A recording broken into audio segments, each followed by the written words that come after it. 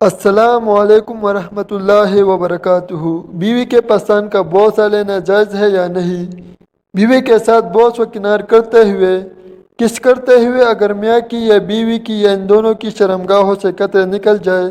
تو کیا غسل فرض ہوگا یا نہیں؟ اگر کسی نے اپنی بیوی کی شرمگاہ میں انگلی داخل کی تو بیوی کا وضو قائم رہے گا یا ٹوٹ جائے گا؟ اگر میاں بیوی کی شرمگاہ مل جائے لیکن دونوں میں سے کسی کی منی خارج نہیں ہوئی اور اس سے پہلے کسی وجہ سے دور ہٹ جانا پڑا، یعنی میاں بیوی حق زوجیت ادا کرنے ہی والے تھے، دونوں کی شرمگاہ صرف ٹچ ہوئی تھی کہ بچہ اٹھ گیا یا کوئی مسئلہ آ گیا جس کی وجہ سے دونوں کو دور ہٹ جانا پڑا، تو کیا ایسے میں غسل واجب ہو گیا یا نہیں؟ ان تمام سوالات کے جوابات جاننے کے لیے ویڈیو کو آخر تک ضرور دیکھیے گا۔ محترم ناظرین، کیا بیوی کے ساتھ بوس و کنار کرتے ہوئے کس کرتے ہوئے اگر شرمگاہ سے قطرے نکلے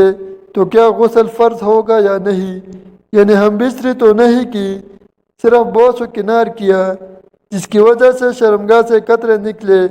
تو غسل فرض ہوگا یا نہیں؟ دیکھیں، عام طور پر بیوی کے ساتھ بوس و کنار کرنے سے یا ذہن کے اندر غلط قسم کے خیالات آ جانے سے یا پھر غلط قسم کی تصویر پر نظر پڑ جانے سے مزی کا اخراج ہوتا ہے، منی کا اخراج نہیں ہوتا ہے، یعنی ان صورتوں میں مزی خارج ہوتی ہے، منی خارج نہیں ہوتی۔ مزی کے خارج ہونے سے غسل فرض نہیں ہوتا، البتہ اس شخص کا وضو ہو تو وضو ٹوٹ جاتا ہے، لیکن ایسی صورت میں منی کا اخراج ہو جائے تو پھر غسل فرض ہو جائے گا۔ محترم ناظرین، ایک سوال پوچھا گیا ہے کہ اگر میاں اور بیوی ساتھ ہے اور ان کی شرمگاہ مل گئی، شوہر کا اخراج یعنی منی خارج نہیں ہوئی اور اس سے پہلے کسی وجہ سے دور ہٹ جانا پڑا، یا دوسری صورت میں یوں کہہ لے کہ میاں اور بیوی ملے کہ دونوں کی شرمگاہ ٹچ ہوئی، بچہ اٹھ گیا یا کوئی مسئلہ آ گیا جس کی وجہ سے دونوں کو دور ہٹ جانا پڑا، تو کیا ایسے میں غسل واجب ہو گیا یا نہیں؟ ایک حدیث کا مفہوم ہے کہ آپ صلی اللہ علیہ وآلہ وسلم نے فرمایا کہ جب ختنہ سے ختنہ مل جاتا ہے تو غسل ٹوٹ جاتا ہے۔ اگر ہم بستری نہ بھی کی ہو تو مکمل طور پر عورت کی شرمگاہ میں مرد کی شرمگاہ نہ بھی گئی ہو اور صرف ٹچ ہو کر دور ہٹ گئے ہو تو بھی غسل واجب ہو جائے گا، اس لیے کہ جب شرمگاہ سے شرمگاہ چھو جاتی ہے، ٹچ ہو جاتی ہے۔ حدیث پاک کے الفاظ پر غور فرمائے کہ ختنہ سے ختنہ ملنا، سامنے کے حصے کو یعنی کہ مرد کے سامنے کا حصہ اور عورت کے سامنے کا حصہ مل جائے تو غسل ٹوٹ جاتا ہے اور غسل واجب ہو جاتا ہے۔ اگر کبھی ایسا ہوا ہو کہ انسان ہے کہ بچے اٹھ گئے، کوئی مہمان آ گئے یا کوئی اور مسئلہ ہو گیا، شوہر صرف ابھی اپنی بیوی کے قریب ہوا تھا کہ شرمگاہ ابھی پوری بھی داخل نہیں ہوئی تھی، یا پھر داخل ہو بھی جائے، اخراج یعنی فارغ ہونے سے پہلے کسی مسئلے یا پرابلم کی وجہ سے نکالنا پڑے، تو اب دونوں پر غسل واجب ہو جائے گا۔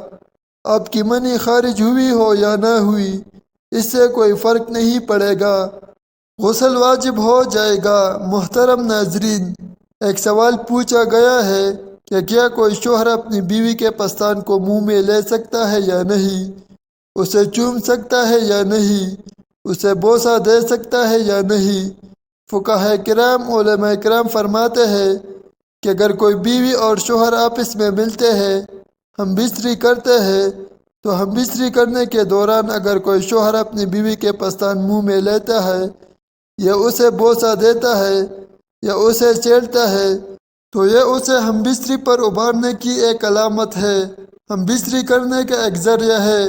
اگر کوئی شوہر اپنی بیوی کے پستان کے ساتھ کھیلتا ہے یا بوسہ لیتا ہے یا پھر اسے منہ میں لیتا ہے، یہ بالکل جائز اور درست ہے،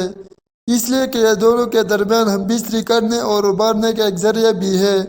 اب دوسری بات کہ اگر کسی شوہر نے اپنی بیوی کے پستان کو منہ میں لیا اور دودھ نکل آیا تو کیا اس کا نکاح ٹوٹ جائے گا یا نہیں؟ اللہ جل شانہ نے رضاعت کی مدت کو 2.5 سال بیان فرمایا کہ اگر کوئی بچہ 2.5 سال کا ہے کہ اگر وہ بچہ کسی بھی عورت کا دودھ پیتا ہے تو اس بچے کی رضائی ماں ہو جائے گی اور وہ بچہ اس عورت کا رضائی بیٹا ہو جائے گا۔ عموماً ہمارے معاشرے میں یہ کہا جاتا ہے کہ یہ میری رضائی ماں ہے یا یہ میری رضائی اولاد ہے۔ اس مسئلے کے مطابق وہ بچہ 2.5 سال کی عمر تک یا اس سے پہلے کسی عورت کا دودھ پی لیتا ہے تو وہ اس عورت کا رضائی بیٹا ہو جاتا ہے۔ اگر وہ رضائی بیٹا ہوگا تو وہ اس عورت کی بیٹی سے نکاح نہیں کر سکتا۔ یہ رضائی کی مدت ہے۔ اب اگر کوئی شوہر اپنی بیوی کے پستان کو منہ میں لیتا ہے اور دودھ نکل آتا ہے تو اب جو ہے نکاح نہیں ٹوٹے گا، اس لیے کہ اس کا وہ شوہر ہے نہ کہ اس کا بچہ ہے، اور یہ بھی نہیں کہ اس کی عمر 2.5 سال ہے۔ اگر 2.5 سال کی عمر میں وہ دودھ پیتا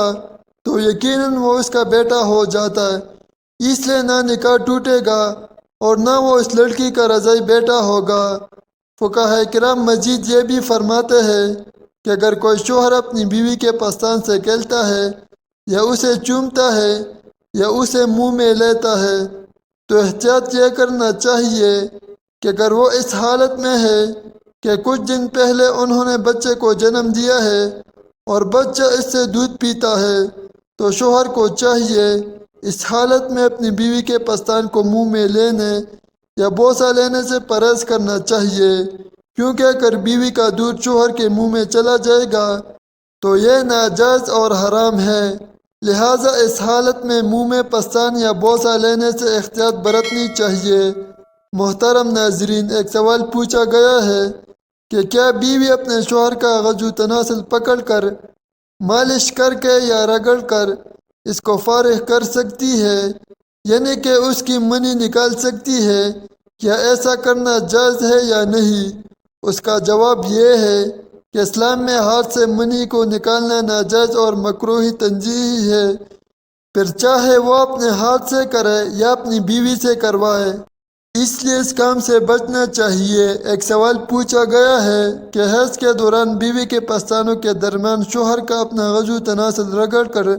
منی کو خارج کرنا کیسا ہے؟ تو اس کا جواب یہ ہے کہ حیض کے دوران بیوی سے ہم بستری نہیں کرنی چاہیے، اور ہم بستری کے علاوہ کسی اور طریقے سے مرد یا عورت جنسی خواہشات کو پورا نہیں کر سکتے، اس کی اجازت اسلام نہیں دیتا۔ اس لیے حیض کے دوران بیوی سے ہم بستری نہ کرے اور نہ ہی اپنی خواہشات کو پورا کرنے کے لیے کسی دوسرے طریقے کو اپنائیں۔ محترم ناظرین، ایک سوال پوچھا گیا ہے کہ کیا پورے کپڑے اتار کر ہم بستری کرنا جائز ہے یا نہیں؟ اس کا جواب یہ ہے کہ جب میاں بیوی نکاح میں آ گئے تو سارے پردے ختم ہو گئے، اب شوہر اور بیوی جس حالت میں چاہے ہم بستری کر سکتے ہیں، یہ جائز ہے۔ ایک حدیث مبارکہ میں حضرت عائشہ صدیقہ رضی اللہ تعالی عنہ فرماتی ہے کہ نبی کریم صلی اللہ علیہ وآلہ وسلم جب تک دنیا میں رہے تو حضرت عائشہ رضی اللہ تعالی عنہ نے کبھی آپ کی شرمگاہ کو نہیں دیکھا، اور نہ ہی نبی کریم صلی اللہ علیہ وآلہ وسلم نے کبھی حضرت عائشہ صدیقہ رضی اللہ تعالی عنہ کی شرمگاہ کو دیکھا۔ ایک اور حدیث مبارکہ ہے کہ نبی کریم صلی اللہ علیہ وآلہ وسلم نے فرمایا کہ اللہ جل شانہ حیا کو پسند کرتے ہیں، لہٰذا اگر آپ احادیث کو سامنے رکھ کر دیکھتے ہیں تو پتہ یہ چلتا ہے کہ پورے کپڑے اتار کر ہم بستری کرنا جائز تو ہے، مگر کمرے میں اتنا اندھیرا ہونا چاہیے کہ ایک دوسرے کا ہاتھ بھی نظر نہ آئے۔ اللہ تعالی ہم سب کا حامی و ناصر ہو، اور اللہ تعالی ہم سب کو دین اسلام پر مکمل سمجھ اور عمل کرنے کی توفیق عطا فرمائے، آمین یا رب العالمین۔